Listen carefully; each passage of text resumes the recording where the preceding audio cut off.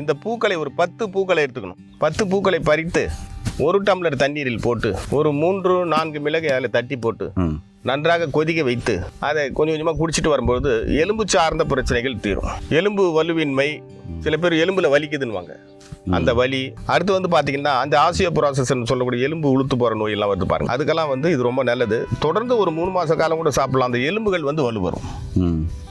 Joint வலி இது எல்லாத்தையும் வந்து எடுக்கக்கூடியது. கண்களுக்கு குளிர்ச்சி கொடுக்கக்கூடியது. அதே நேரத்தில் ப்ரெஷரையும் குறைக்கும். இந்த பூ, இந்த கஷாயத்தை தொடர்ந்து சாப்பிட்டு கொண்டு வரும்பொழுது ப்ரெஷரையும் குறைக்கும். ஐயா வணக்கம் ஐயா. ஐயா, இன்னைக்கு எலும்பு சார்ந்த பிரச்சனை நிறைய பேருக்கு இருக்கு. ஆமாம் சார். அதுக்கு ஒரு அற்புதமான மூலிகை பற்றி சொல்ல போகிறோம். நீங்களே அது என்ன மூலிகை, அதை எப்படிலாம் பயன்படுத்தணும்? அதான் சார், இந்த நித்திய கல்யாணி என்று சொல்லக்கூடிய சுடுகாட்டு பூண்டுன்னு கிராமங்களில் சொல்லுவாங்க.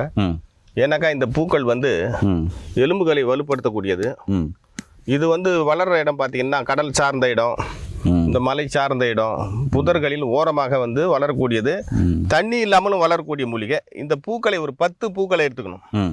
10 பூக்களை பறித்து 1 டம்ளர் தண்ணீரில் போட்டு ஒரு 3-4 மிளகை அதில் தட்டி போட்டு நன்றாக கொதிக்க வைத்து அதை கொஞ்சம் கொஞ்சமாக குடிச்சிட்டு வரும்போது எலும்பு சார்ந்த பிரச்சனைகள் தீரும். எலும்பு வலுவின்மை, சில பேர் எலும்பில் வலிக்குதுன்னுவாங்க, அந்த வலி. அடுத்து வந்து பார்த்தீங்கன்னா அந்த ஆசியோபொரோசிஸ்ன்னு சொல்லக்கூடிய எலும்பு உளுத்து போகிற நோயெல்லாம் வருது பாருங்க, அதுக்கெல்லாம் வந்து இது ரொம்ப நல்லது. தொடர்ந்து ஒரு 3 மாத காலம் கூட சாப்பிடலாம். அந்த எலும்புகள் வந்து வலு வரும்.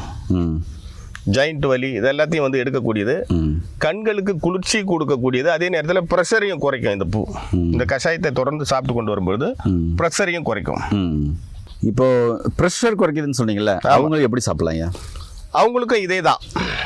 இதே தண்ணீரில் போட்டு, பாலில் போடக்கூடாது, தண்ணீரில் போட்டு கொதிக்க வைத்து மிளகு சேர்த்து இதே போல் கஷாயத்தை வடித்து காலை மாலை குடிச்சு வரும்போது ப்ரெஷர் குறையும், மன அமைதி பெறும். ஏன்னா பூக்கள்னாலே அது வந்து மனதுக்குள்ளே போய் வேலை செய்யக்கூடியது, இதயத்திலையும் மூளையிலையும் வேலை செய்யக்கூடியது, எல்லா பூக்களுமே பொதுவாக. அப்போ மனம் வந்து அமைதி பெறும். மன அமைதி பெறும்போது ப்ரெஷர் குறையும். அப்பேற்பட்ட ஒரு மூலிகை தான் இந்த மூலிகை. இந்த இலைகளை வந்து அரைத்து வீக்கங்களுக்கும் வண்டுக்கடி பூச்சிகளுக்கும் மேல் பூச்சாக பூசுவாங்க கிராமத்தில். அடுத்து பார்த்தீங்கன்னா அந்த வேர்கள் வந்து விஷத்தை எடுக்கக்கூடியது. இந்த வேர்களை வந்து திடீர்னு இந்த கடல் சார்ந்த ஓரங்களில் மீனவர்கள் இருப்பாங்கல்ல, அவங்கெல்லாம் திடீர்னு வந்து ஒரு இந்த இருங்கழுத்தின்னு சொல்லுவாங்க, கழுத்து இதெல்லாம் கொட்டிடும் அந்த மீன் பிடிக்கும்போது. அப்போ என்ன செய்வாங்க, இந்த வேரை வந்து எடுத்துகிட்டு வந்து நல்லா அரைச்சிட்டு அந்த இடத்துல போடுவாங்க. போட்டு சூடு பறக்க தேய்ச்சிட்டு இதை கொஞ்சம் கஷாயமாக வச்சு குடிப்பாங்க. அப்போ அந்த விஷங்கள் வந்து சீக்கிரத்தில் இறங்கிடும்.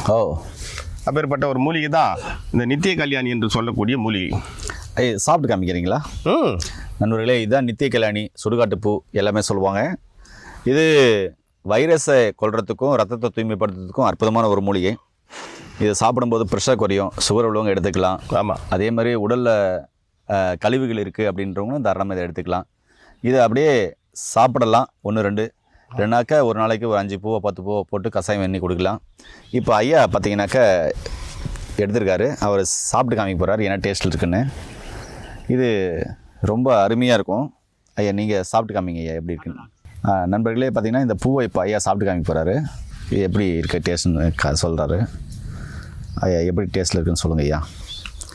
எப்படி நல்லா இயற்கையோடு சேர்ந்து வாழ்கிறதுனால தான் ஐயா நல்லா ஹெல்த்தியாக இருக்கார். என்ன டேஸ்ட்டுங்க ஐயா? சிறு கசப்பு, லைட்டாக இனிப்பு இருக்குது. நீங்கள் சொல்லுங்கள் ஐயா. துவர்ப்பு இருக்குது. இது வாயில் புண்ணுலாம் இருந்தால் இது மென்று மூங்கினாலே அந்த புண்ணெல்லாம் ஆறும். அதாவது ஆறாத புண்கள் எல்லாத்துக்கும் இது செட் ஆகும். அதே மாதிரி இது ஏன் நான் சொல்ல வரேன்னாக்கா, ஒரு குறிப்பிட்ட நோய்க்கு பார்த்தீங்கன்னாக்கா ரொம்ப அற்புதமாக கேட்கக்கூடியது. ஆமாம், இது சமூல கஷாயத்தை சாப்பிட்டு கொண்டு வரும்போது ஆறாத புண்கள் ஆறும். ஆறாத புண்கள், நாள்பட்ட நோயான சில பயப்படக்கூடிய நோய்களை வந்து தீர்க்கக்கூடியது.